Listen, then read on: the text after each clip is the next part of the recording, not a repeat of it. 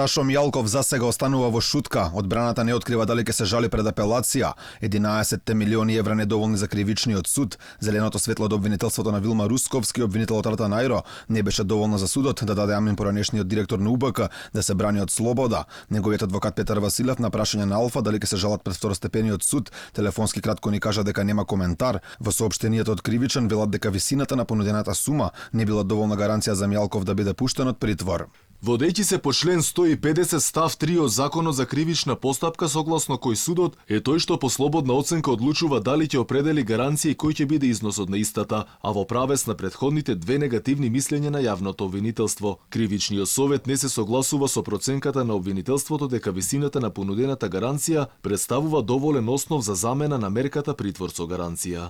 Од кривичен како причина да не го пуштат Мијалков наведуваат дека тој веќе има 2 неправосилни пресуди, но и дека се водели уште 2 други предмети против него.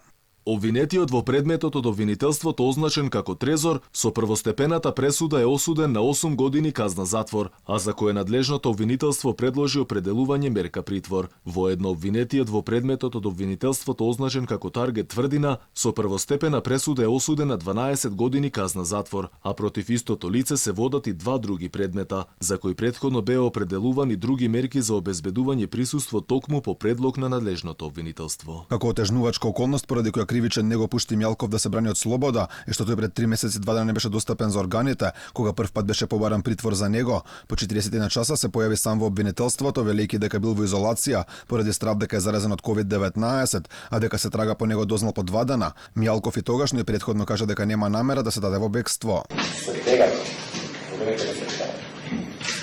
Стилот на моето живење, не е веган. Однос така да јас никогаш нема да повторам.